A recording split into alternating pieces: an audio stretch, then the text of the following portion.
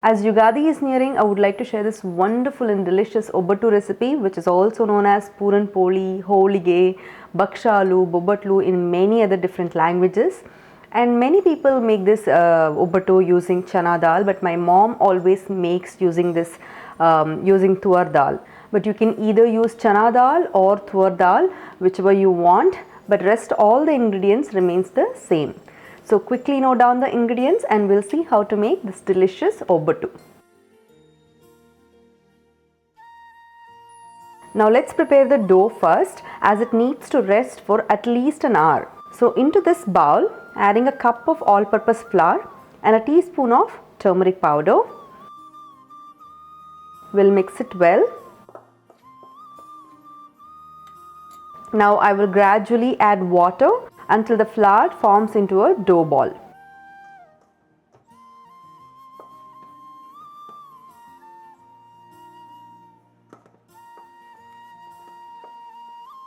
So for 1 cup of all-purpose flour, here I have used exactly 1 cup of water. Now I'm adding a fine variety of rava, that is semolina, and it is also known as chiroti rava in Karnataka. If you don't find this kind of rava, you can just take regular rava and pulse it in the blender for a couple of times and then add it to the dough. Now adding 2 tablespoons of oil, and we'll continue to knead this until all this oil is absorbed by the dough. I've been kneading this for almost 5 minutes. Now adding 2 more tablespoons of oil, and we'll knead this dough until nice and smooth. After kneading for almost 10 minutes, the dough has become soft. Now I will add 2 more tablespoons of oil so that it prevents from forming any sort of dry skin on the dough. Now I will cover the dough with plastic wrap and will leave it on the countertop for at least 1 hour for the dough to rest. It is very essential that you rest your dough for at least 1 hour. If you don't rest your dough, it will not expand during the process of making Obbattu, and it will shrink back to its original position. Now here, to make the filling, I have already washed and soaked my tuar dal for about an hour.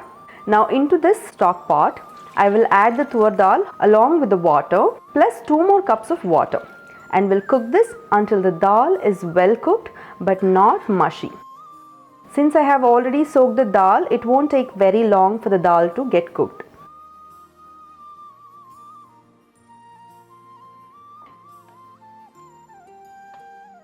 Now you can see here my tuar dal is still nice and round in shape, but I am able to mash it easily.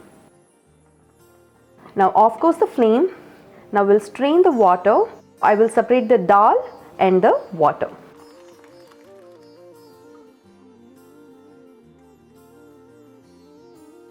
I call this as 2-in-1 recipe because I'm not going to discard this residual water. There is a specific recipe which is made using this dal water. That is the Obbattu rasam or Holige rasa. And this rasam is totally different from the regular rasams out there, and it is my absolute favorite one. So my next recipe will be how to make this delicious Holige rasa. So subscribe to my channel if you haven't subscribed yet. So we'll keep this dal water aside and we'll continue with the filling for the Obbattu. Now into a wide open pan, I will add 2 cups of jaggery and cooked dal, and will keep stirring this until the jaggery melts. Also adding a teaspoon of cardamom powder. Once the jaggery fully melts, adding 2 cups of fresh coconut, we'll give it a good mix and we'll simmer this until the jaggery thickens up. Now this is the consistency we are looking for. Now I will transfer the filling onto a plate and will let this cool down. Once it is completely cooled, I will transfer this into the blender.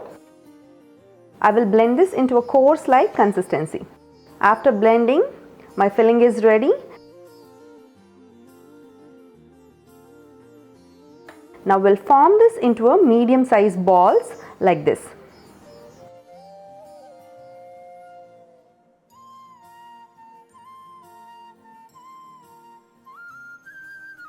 Now out of this I can exactly make 12 Obbattu.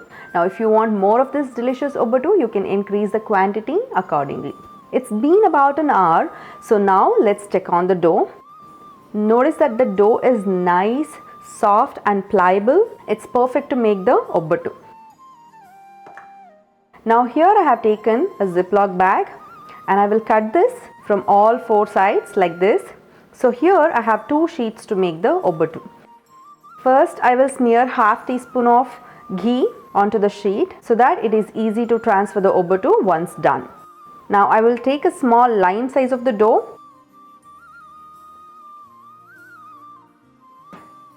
and I will spread the dough from the sides. Basically I am looking for the sides to be slightly thinner than the middle part of the dough. Now I will place the filling in the middle and will close by pulling the sides of the dough like this.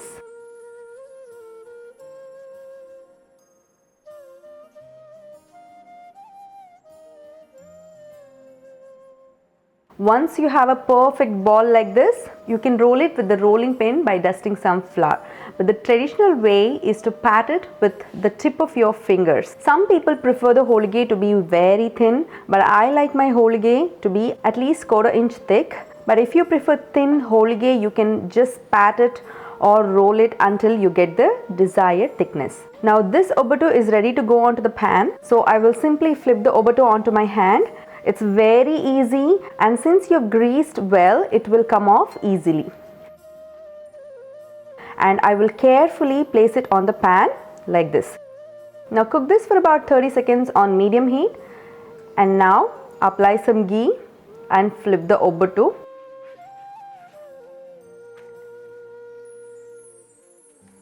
Apply little more ghee on the other side as well. After about 30 to 40 seconds, I will flip it again, and there you have the most delicious Obbattu ready. So we'll transfer this onto a plate.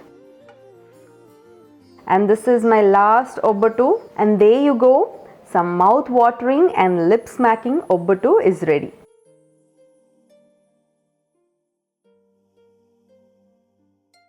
So make this delicious Obbattu for this Yugadi festival and enjoy it with your loved ones. I will share the recipe for Obbattu rasam tomorrow, so stay tuned to Megha's cooking channel and do not forget to like, share and subscribe.